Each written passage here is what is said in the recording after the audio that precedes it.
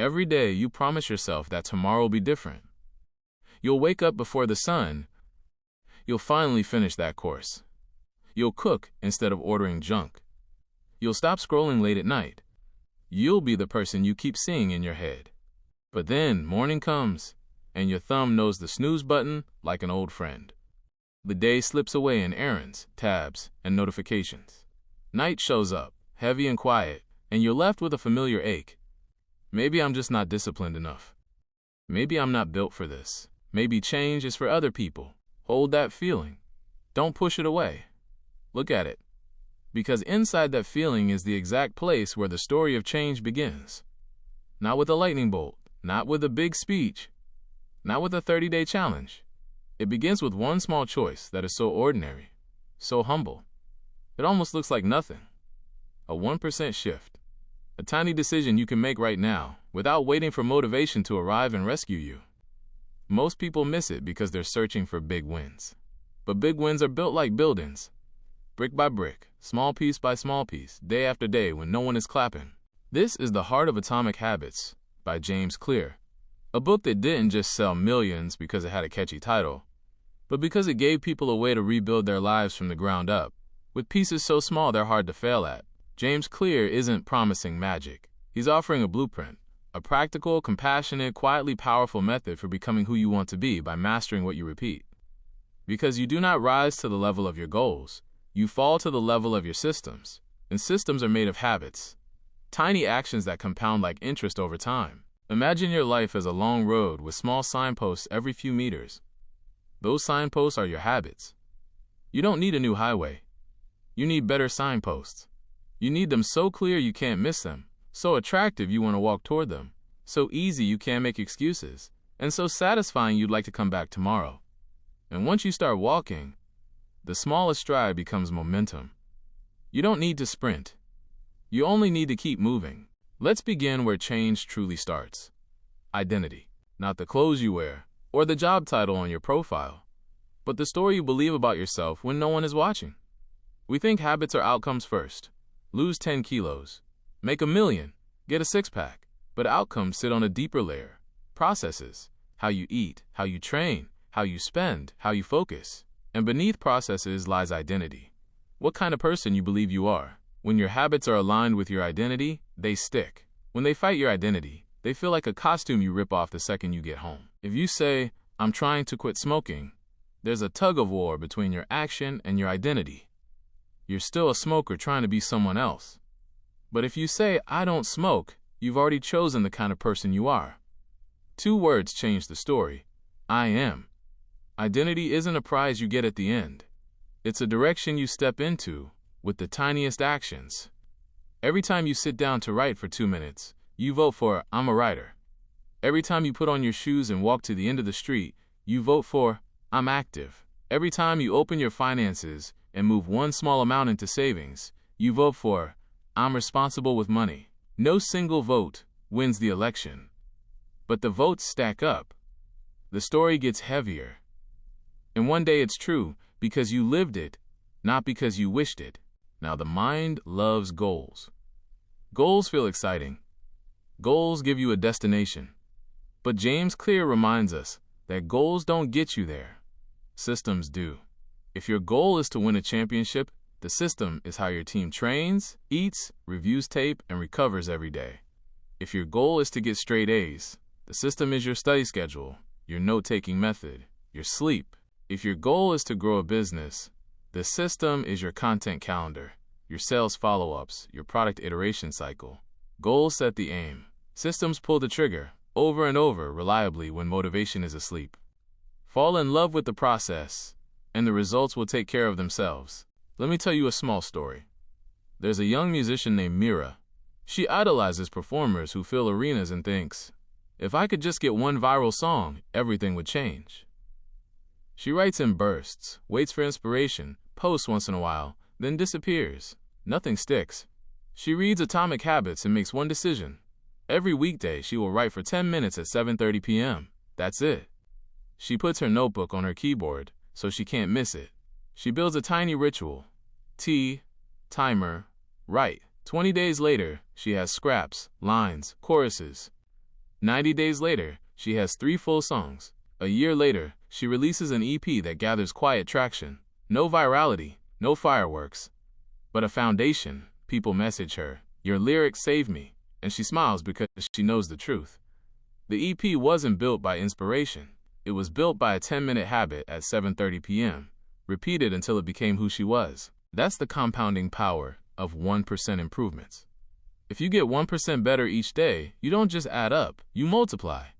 Small gains stack like interest in a bank account you keep forgetting to check. The trick is to lower the barrier until it's impossible to avoid the first step, because action leads to identity, and identity fuels action. Momentum feeds itself. So how do you build habits that actually stick? James Clear offers 4 laws of behavior change. Think of them as levers you can pull to make good habits inevitable and bad habits hard. Make it obvious. Make it attractive. Make it easy. Make it satisfying. 4 simple rules that thread through human psychology like quiet algorithms. Let's unpack each with the kind of stories your life is already telling. Make it obvious. If you want to read, put the book on your pillow in the morning so you must pick it up before bed. If you want to hydrate, set a full bottle on your desk where your eyes land every 3 minutes. If you want to practice guitar, stand it upright next to the couch. Our environment is louder than our intentions. When cues are hidden, habits are silent. When cues are visible, habits speak. Try habit stacking.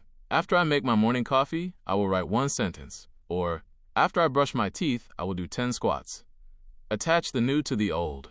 Ride the momentum of routines you already have. Make the next move obvious to your tired brain, and it will thank you by doing it. Make it attractive. Your mind follows what it wants, not what it should.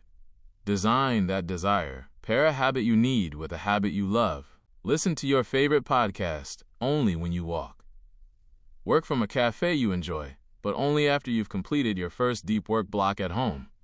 Join a group where the behavior you want is normal. If your friends lift, you'll lift. If your friends read, you'll read. Social belonging is a magnet. We are herd animals with headphones. Use it. Make the habit feel like an invitation, not a punishment. Make it easy. Reduce friction until consistency becomes almost automatic. Shrink the habit to the 2-minute version. Want a journal? Write 1 line. Want to run? Tie your shoes and step outside. Want to learn a language? Open the app and complete a single lesson. The 2-minute rule is not about staying small forever. It's about mastering the art of showing up. Because you cannot optimize a habit you don't perform. You don't need discipline to do something easy. And once you begin, you often keep going. Momentum is a gift given to starters. Make it satisfying. Your brain likes closure. It loves immediate rewards. Track your habits with a calendar or an app. Mark an X. Watch a chain grow. Give yourself a small, healthy treat after the habit. Finish a study session?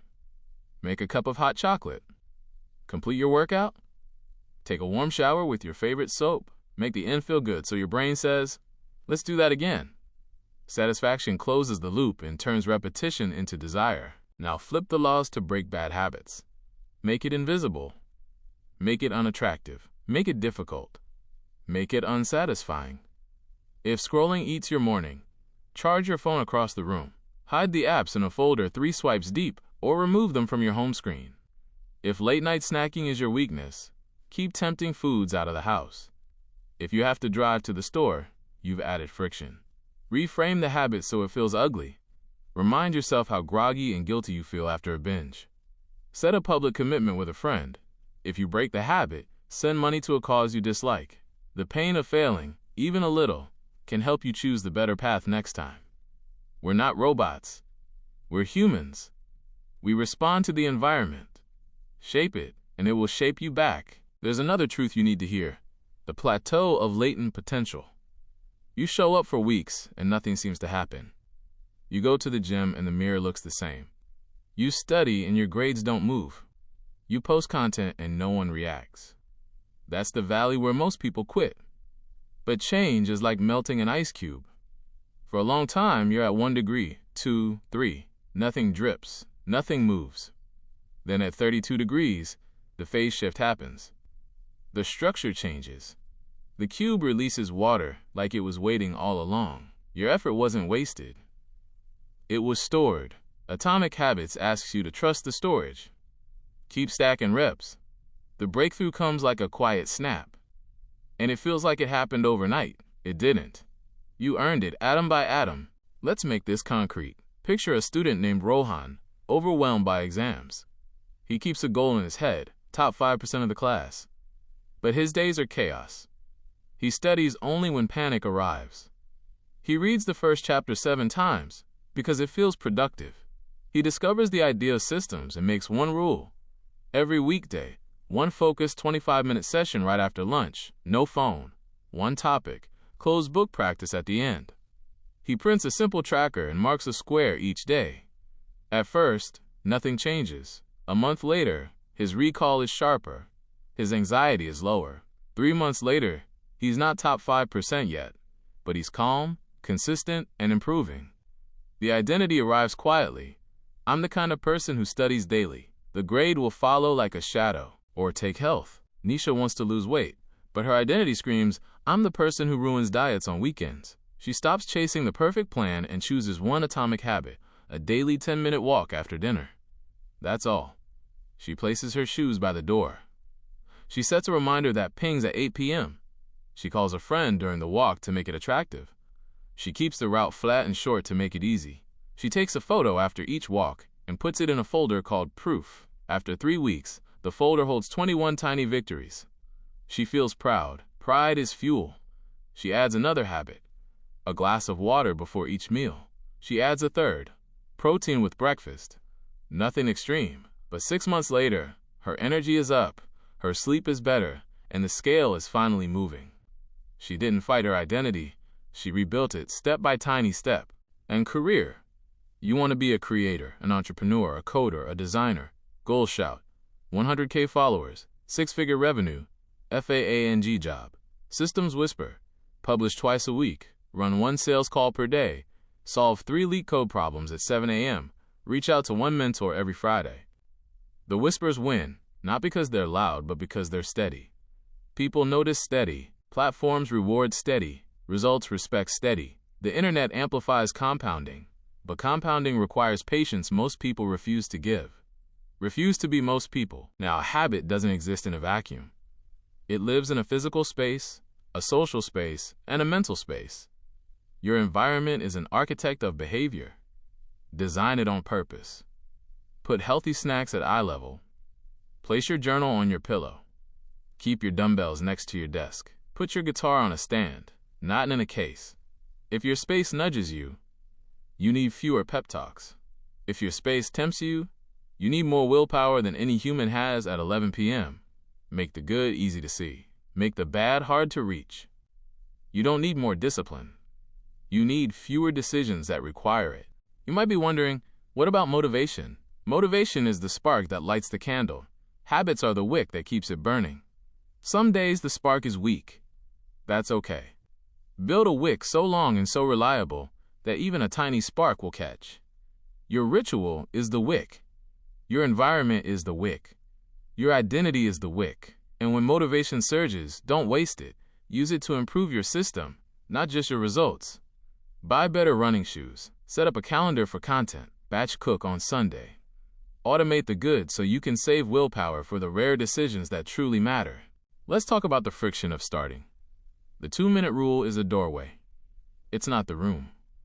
If you want to read more, read 1 page. If you want to write a book, write 1 sentence. If you want to meditate, breathe consciously for 60 seconds. Imagine a tiny minimum viable habit. It should be so simple it feels silly to skip. Once you cross the doorway, you often stay. You read 5 pages. You write a paragraph. You meditate for 3 minutes. But even if you don't, you kept the streak alive. Streaks matter because they turn effort into identity. I'm the kind of person who doesn't miss twice. That's another rule James Clear shares. Missing once happens. Missing twice is a new habit. Forgive yourself quickly. Then return to the path. Perfection is fragile. Consistency is strong. What about tracking? Some people resist it. They don't want to feel controlled by a box on a calendar. But tracking isn't about control. It's about visibility. What gets measured gets managed. A simple tally can transform your relationship with progress. Keep it playful. Use a paper calendar, a note on your fridge, a bead jar, where you drop one bead after each habit. The beads become proof. Proof becomes pride. Pride becomes persistence. If tracking stresses you, simplify it. Track only one thing, or track weekly instead of daily. The tool should serve you, not the other way around. There will be days where life throws you off. Travel, illness, exams, heartbreak, family emergencies. Systems aren't fragile. They bend. Create a bare minimum version of each habit for hard days. 10 push-ups instead of a full workout. 1 paragraph instead of a chapter. 5 minutes of a course instead of an hour. This is not cheating. This is strategic survival. You're keeping the groove in your brain, protecting the identity, preserving the momentum. When the storm passes, you're still on the road. Most people start over from zero. You'll start from reduced speed. That difference compounds. Now let's zoom in on bad habits, the ones that feel sticky and shameful. Start with awareness. James Clear suggests a habit scorecard. Write your daily routines. Wake up. Check phone. Snooze. Coffee. Scroll. Shower. Commute. Assign a plus, minus, or neutral next to each, based on whether it aligns with the person you want to be. No judgment. Just data. Once you see the loops, you can reshape the cues. If your cue for late-night Netflix is sitting on the couch after dinner, change the environment after dinner. Clear the table. Dim the lights. Put a book where the remote used to sit, or move your evening walk to right after you eat, so the couch isn't your next stop. Tiny shifts in the first domino can redirect the whole chain. Make bad habits unattractive by telling a better story. Replace, "I deserve this junk food after a stressful day," with, "I deserve to feel clear and energetic tomorrow." Replace, "I need to check my phone to relax," with, "I relax when my mind is quiet, not cluttered." Your brain negotiates with language. Give it better terms. Make bad habits difficult with friction. Use website blockers during work. Keep your phone in another room. If you tend to overspend, keep only the cash you plan to use and leave the cards at home. If you binge watch, require yourself to unplug and replug the TV to watch. The 30 seconds of inconvenience might be enough to change the decision. We don't need to be stronger. We need to be smarter about our triggers. Make bad habits unsatisfying with accountability. Tell a friend your plan. Put a small financial penalty on failure. Or better yet, make success public. A shared workout streak, a study group, a daily post of your progress. Humans are wired for reputation. Use it kindly. Use it to become who you already know you could be. There's a quiet courage in small beginnings. If you feel behind, remember, compound interest doesn't judge when you start. It only needs you to start and to stay. Think of 2 bank accounts, one for positive habits, one for negative. Each day, you make tiny deposits into one or the other. You don't have to be perfect. You only have to make slightly more deposits into the account that builds you. Over months, your balance changes. Over years, your life does. Along the way, expect boredom, not failure. Boredom. When the habit is no longer new, you'll want to chase novelty. But mastery belongs to those who can fall in love with the dull. The best athletes do the same drills. The best writers keep the same hours. The best creators ship on schedule. Boredom is a signal that your system is working. Let it hum. If you need variety, change the surface, not the core. New running route, same time. New study topic, same session length. New recipe, same grocery day. Keep the spine of your system intact. And remember the Goldilocks rule. Tasks should be just hard enough to keep you engaged, not so easy you drift, not so hard you panic. If your habit feels too easy, increase the challenge by 5%. If it feels too hard, shrink it by half. Adjust the dial, don't smash the radio. Your nervous system has limits. Respect them and you'll go farther. There's also the question of identity drift. As you improve, update your story. "I'm trying to become a runner" becomes "I'm a runner." "I'm learning to code" becomes "I'm a developer in progress." Identity is not a throne you claim once. It's a trail you remark every day with your footprints. When you catch yourself reaching for the old identity, Smile gently and take one action that belongs to the new one. One line of code. One page read. One mindful breath. Tiny actions, massive honesty. If you want proof that this works, look backward. Think about the habits you already have. Do you brush your teeth? Do you lock your door when you leave? Do you say thank you without thinking? These are ingrained because the cues are obvious, the actions are easy, and the reward, clean mouth, safety, social connection, arrives immediately. You already know how to be consistent. You just forgot to aim that consistency at the life you want. So where do you start today? Start with one habit that, if it were automatic, would change everything around it. The keystone habit. Maybe it's reading before bed instead of scrolling. Maybe it's a 20-minute morning walk. Maybe it's writing one paragraph toward your dream project. Maybe it's cooking a simple lunch. Pick one. Make the cue obvious. Make the action attractive. Make it easy. Make it satisfying. Track it. Protect it. Let it become your anchor while the rest of your routines begin to orbit around it. Along the journey, give yourself grace. You will miss days. You will break streaks. You will feel like nothing is moving, and you will be tempted to declare that it's not working. In those moments, zoom out. Look at the month, not the day. Look at the identity, not the blip. Ask, what would future me thank me for doing right now? Then do the smallest version of that thing. This is how you teach your nervous system that change is safe. This is how you build trust with yourself, which might be the most valuable habit of all. One more story before we close. There was a potter who told her students to make 100 pots this month. Half the class was graded on quantity, make as many as you can. The other half was graded on quality, make one perfect pot. At the end of the month, the best pots came from the quantity group. Why? Because they practiced. They learned by doing. They iterated. Systems over goals, reps over perfection. Your life is the same. You won't sculpt the perfect day by planning it.